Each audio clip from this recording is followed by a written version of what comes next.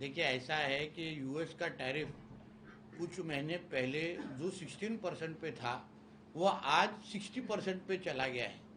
जो fish exports के ऊपर बहुत बड़े सिर्फ फिश और श्रिम एक्सपोर्ट पे बड़े पैमाने पे आज 60% टैरिफ लगाया गया है। इसके वजह से बहुत सारे श्रिम फार्मर्स, श्रिम के किसान ये आज चिंता में हैं। पर मैंने मेरे ट्वीट के माध्यम से उनको आह्वान किया है कि जो हमारे आदरणीय पंतप्रधान मोदी जी का सपना है कि आत्मनिर्भर भारत, उस दिशा में चलने के लिए एक अच्छी आप लोग के पास अपॉर्चुनिटी आई है, जिसमें हम लोग डोमेस्टिक मार्केट के तरफ हम लोग घूम सकते हैं। बहुत बहुत बड़ा मार्केट ये डोमेस्टिक लेवल पे हम लोग को उपलब्ध है, जिसको हमारे श्रिम फार्मर लोगों ने एक्सप्लोर करना चाहिए। श्रिम खाने वाले लोगों ने भी इसके तरफ देखना चाहिए। जो हम लोग एक्सपोर्ट के तरफ आज ध्यान डालते थे कि हम अमेरिका में भेज के हम अमीर बनेंगे या तो फाइनेंशियली स्ट्रांग बनेंगे, आज उतना ही बड़ा मार्केट आज विद इन हम अपने कंट्री के अंदर है, डोमेस्टिक मार्केट है। तो इसलिए मैंने आह्वान किया है हमारे श्रिम किसानों को, फार्मर्स को, कि आप डोमेस्टिक मार्केट की तरफ घूमिए। यहाँ आपके लिए मार्केट उपलब्ध है, आप उसके तरफ देखेंगे तो जरूर आपको एक्सपोर्ट से ही अच्छा फायदा अपना डोमेस्टिक मार्केट में आपको मिलेगा। जो श्रिम खाने वाले लोग हैं, जो नॉन वेजिटेरियन लोग हैं, उनको भी मैंने आह्वान किया है कि आप जिस तरीके से अलग अलग नॉन वेज खाते हैं, उसमें अगर श्रिम का अगर थोड़ा आप उसका पोर्शन बढ़ा देंगे खाने का, तो उसका डायरेक्ट फायदा हमारे श्रिम के किसानों को हो जाएगा। जो आज के वक्त जो 16 से 60% पे जो आ गया है, उसके वजह से जो उनको प्रॉब्लम खड़ा हुआ है, प्रॉब्लम का सोल्यूशन अपने पास अपने डोमेस्टिक मार्केट में ही है। उसका फायदा हमारे श्रिम फार्मर्स ले लेना चाहिए। ये फिशरीज मार्केट का आपने बाजार कितना करोड़ रुपए का सालाना एक्सपोर्ट होता होगा? सब 1.5-2 लाख करोड़ के ऊपर का बहुत बड़ा मार्केट है साहब। एग्जैक्ट आंकड़ा मेरे पास नहीं है, मगर आपको दे सकता हूँ, मगर बहुत बड़ा मार्केट है। डोमेस्टिक मार्केट साहब बहुत बड़ा है, उसको अगर थोड़ा हम लोग एक्सप्लोर करना चाहिए। आज क्या होता है कि पहला जो माल बाहर आता है हम लोग डायरेक्ट एक्सपोर्ट भेज देते हैं।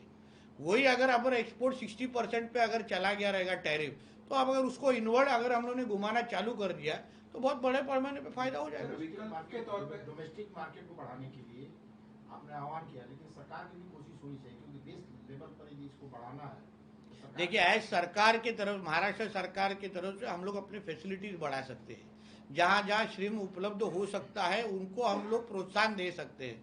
मगर आखिर में तो जो श्रिम के फार्मर्स है, किसान है, जो आज तक अपना एक्सपोर्ट करते थे, उन्होंने अगर अपने देश के अंतर्गत अगर देखना चालू कर दिया कि कौन सा मार्केट उपलब्ध है, तो मुझे लगता है उनको बहुत बड़ा फायदा उससे पॉसिबल है। सर यूएस के अलावा अगर यूएस में हम एक्सपोर्ट नहीं करते तो और कौन सी एरियाज? देखिए यूरोप एक अच्छा मार्ग है, फिर वियतनाम एक अच्छा मार्ग है, अलग अलग ये सब ऑप्शंस है अपने पास। मगर मैं आज भी कहता हूं कि हम हमेशा इन बाहर के एक्सपोर्ट के ऊपर ध्यान डालने के बजाय, आज हमारे मोदी जी ने जैसे आत्मनिर्भर भारत के बारे में कहा है, वैसे ही श्रिम फार्मर्स ने अगर हमारे डोमेस्टिक मार्केट के ऊपर और थोड़ा ध्यान दिया, तो मैं आपको विश्वास देता हूं कि बहुत बड़ा मार्केट आज अपने पास हाथ में है।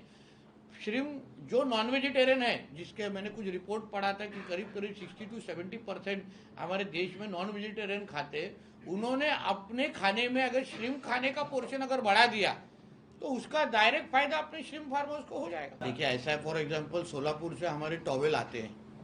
टॉवेल को अगर हम लोग ऐसा सोचे कि उसको एक्सपोर्ट अच्छे से अच्छे टॉवेल आपको, मतलब जो क्वालिटी के जो टॉवेल है ना, कभी कभी आपको बाहर के देश में मिलेंगे और अपने पास थोड़ा उसको कम क्वालिटी के कभी कभी मिल जाते हैं। वही अगर अपन इनवर्ड में घुमाना चालू कर दिया, हमारे मैंगो है जो हमारे कोकण से आता है, पहले 5, 10, 50 जो उसका बॉक्सेस है हम लोग हमेशा दुबई या बाहर के मार्केट में बेचते, उसको अगर हम लोग इनवर्ड बेचना चाहे तो हमारे पास भी स्पेंडिंग कैपेसिटी वाले लोग हैं जो खर्चा करते हैं।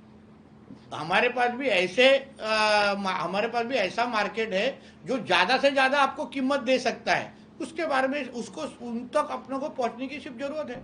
अभी लोकसभा के बाद इनको वोट जिहाद के माध्यम से जब भी इनके सांसद चुन के आए, जब भी सारे के सारे उनके जो मतदार संघ थे, कॉन्स्टिट्यूंसी थे, एमपी कॉन्स्टिट्यूंसी थे, उसमें सिर्फ एक ही कॉन्स्टिट्यूंसी में जहां इनके पास ज्यादा वोट इनको गिरे, फिर वो उस वोट जिहाद के बारे में इनको भी अपना मुंह खोलना चाहिए ना, कि किस तरीके से लोकसभा के बाद उसमें एक ही कॉन्स्टिट्यूंसी में इनको 100% वोट गिरता है।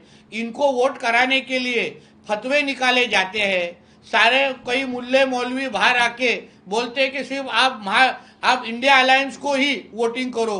तो इस वोट जिहाद के बारे में भी ये लोग कभी आंदोलन करेंगे? ये डेमोक्रेसी में, ये लोकशाही में चलता है क्या कि फतवा निकाल के आप इन्हीं को वोट करो? ये कौन से नियम कायदे में बैठता है? इसके बारे में भी कभी तो मोर्चा निकालेंगे तो हमको भी लगेगा कि ये सच्ची लोकशाही बचाना चाहते हैं। लेकिन उनका कहना ऐसा है कि इलेक्शन कमीशन जवाब न देकर बीजेपी इस चीज का जवाब क्यों दे रही है? क्या बीजेपी इलेक्शन, अरे मगर लोकशाही इलेक्शन कमीशन भी उनको बोलने का एफिडेविट तो दे दो। जो बोल रहे हो आप उसका, अगर राहुल गांधी और उनके जो कोई आजू बाजू के लोग हैं उसका ऑफिशियल अगर एफिडेविट दे दे कि हम जो बोल रहे हैं वो इस तरह आपके सामने रखते एफिडेविट के माध्यम से, तो उतनी हिम्मत राहुल गांधी और उनके लोगों को क्यों नहीं है? क्यों प्रोटेस्ट के माध्यम से जा रहे? जितना वक्त प्रोटेस्ट का करने में या तो वो बस में खड़े होने में बिताना है ना, उससे अच्छा एक एफिडेविट दे दो, इलेक्शन कमीशन के पास दे दीजिए, वो आपको सुनवाई देने को तैयार है। मेरे हिसाब से हर एक 4-5 इलेक्शन कमीशन ने उनको ऑलरेडी नोटिस भेज दिए कि एफिडेविट दो, एफिडेविट दो, एफिडेविट दो। एफिडेविट देना नहीं है, वोट जिहाद के बारे में बोलना नहीं है, सिर्फ अपना ये रास्ते में बैठ के तमाशा करना है। जिस तरीके से इनके सांसदों को वोटिंग हुई, जहां उदाहरण धुले कॉन्स्टिट्यूएंसी में देखिए, सिर्फ मालेगांव में इनको 100% वोटिंग हुआ। हमारे नॉर्थ ईस्ट कॉन्स्टिट्यूएंसी में मानकुड़ शिवाजी नगर में ही 100% इनको वोटिंग हुआ।